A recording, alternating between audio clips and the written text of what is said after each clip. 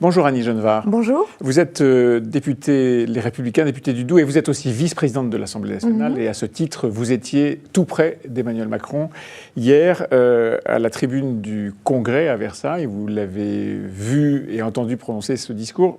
Je suppose qu'il ne vous a pas convaincu, mais est-ce qu'il a fait, à votre avis, bouger son image ?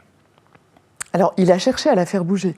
Commencer un discours comme celui-là, qui est très attendu, télévisé, regardé par l'ensemble de la représentation nationale, par beaucoup de Français, par je n'ai pas tout réussi, je ne réussis pas tout, c'est évidemment dans le but de changer l'image arrogante qu'en ont les Français. Arrogant, sûr de lui.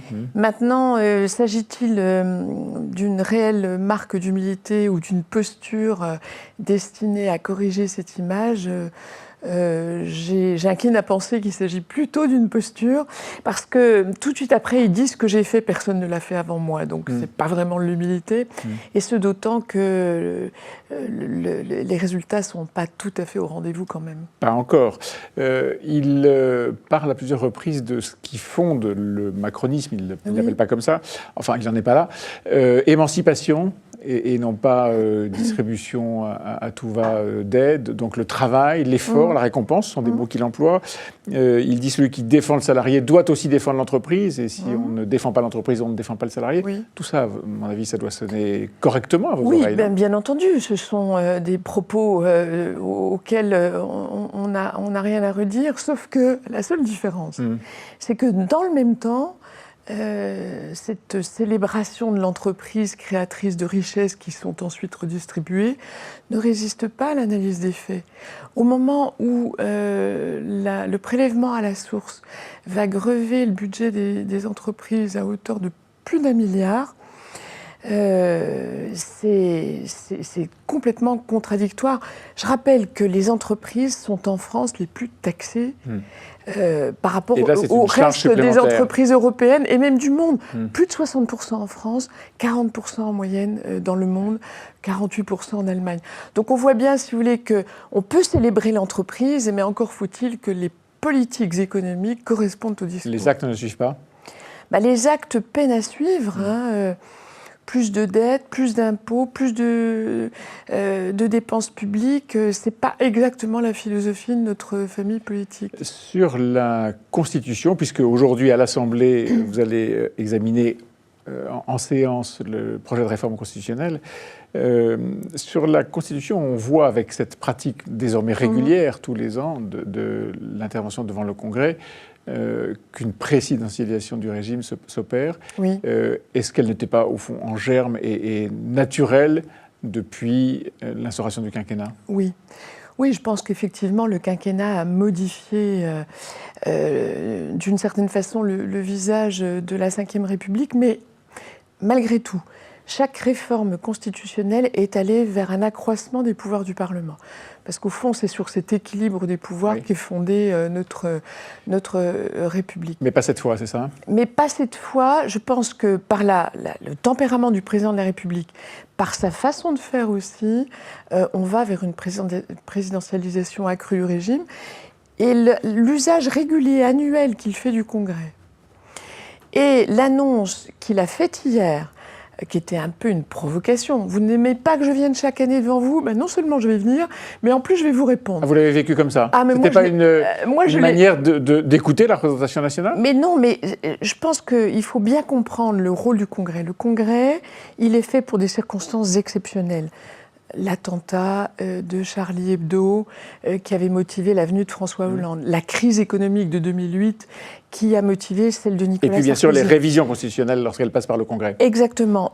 Avec Emmanuel Macron, on a une forme de banalisation du Congrès et en plus, si vous voulez, l'équilibre des pouvoirs en France est fondé sur vraiment la séparation des pouvoirs. Et il y en a un qui devait faire une drôle de tête hier, c'est le Premier ministre. Parce que parce que l'interlocuteur naturel du Parlement, c'est le gouvernement. C'est le Premier ministre. Et donc vous contestez l'idée qu'introduire, instaurer un débat après le discours du chef de l'État, la réponse des oppositions, vous contestez que ce soit utile à la démocratie tout simplement et que ce soit un progrès dans la pratique de cette institution ? Alors, je ne sais, je pense que ça n'est pas un progrès dans le sens où ça modifie les équilibres de la cinquième. La cinquième, c'est un président au-dessus des partis, un gouvernement qui conduit la politique de la France et un parlement qui vote les lois et qui est l'interlocuteur du gouvernement. Là, on change de système. Alors, est-ce que ça sera un meilleur système ? J'incline à penser que non. Et donc, vous voterez contre cet aspect de la réforme constitutionnelle si elle vient en débat? Alors, nous sommes assez inquiets tout de même de la réforme des institutions que propose Emmanuel Macron. La proportionnelle, parce la réduction des que tout députés et sénateurs. oui, voilà, tout concourt à affaiblir tout de même le Parlement. Moins de parlementaires, une partie élue Vous êtes contre à la la proportionnelle.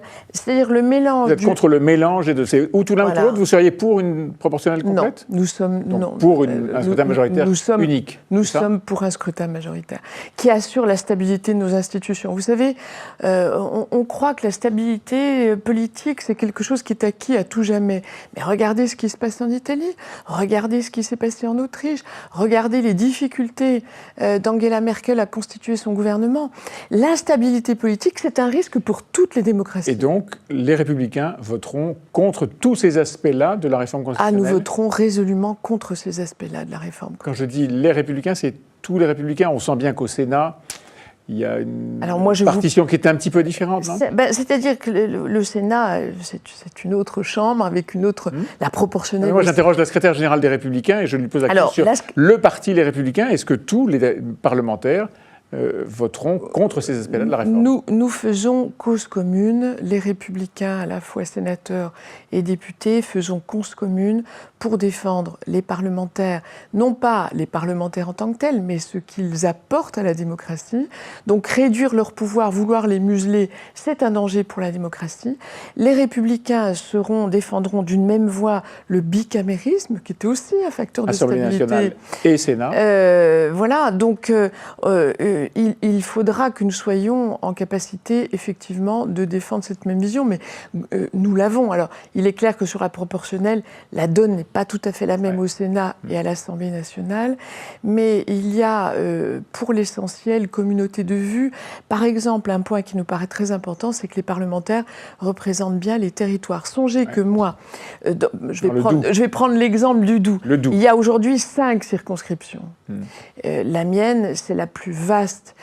Si demain, on ramène les choses à 3 circonscriptions, moi, je couvre plus de la moitié du département. Et donc, vous dites que ça n'est pas possible. Quelle proximité, quel investissement vais-je pouvoir avoir sur le terrain pour mieux légiférer à Paris? C'est une question qui reste entière. Est-ce qu'il y a des domaines, en ce qui concerne la réforme constitutionnelle, dans lesquels, à votre avis, le Sénat joue, entre guillemets, perso et vous pose un problème à vous dans la posture d'opposition à Emmanuel Macron? Je pense que Emmanuel Macron, parce que c'est un tacticien un peu machiavélique quelquefois, cherche à enfoncer un coin entre les sénateurs et les députés. Ça paraît assez clair, oui. Je pense qu'il a choisi son interlocuteur, Gérard Larcher. Il n'a reçu aucun des présidents des grandes formations politiques. Il n'a pas reçu les présidents de groupe. On voit bien qu'il s'est choisi un interlocuteur et un seul pour essayer donc, nous, il ne faut pas que nous tombions dans ce piège. Et donc, vous demandez à Gérard Larcher céder à ces manœuvres de séduction? Connaissant Gérard Larcher, je sais qu'il aura à cœur de défendre le Parlement. Et pas seulement le Sénat, vous voulez dire? Et pas seulement le Sénat. Bien sûr, il défendra les intérêts du Sénat en tant que président de cette noble institution, mais il a aussi en charge de porter la voix de l'ensemble des parlementaires et de défendre nos institutions. Pour que le parti soit uni dans cette circonstance, c'est ça? Tout à fait. Merci Agnès Genevard. Merci à vous.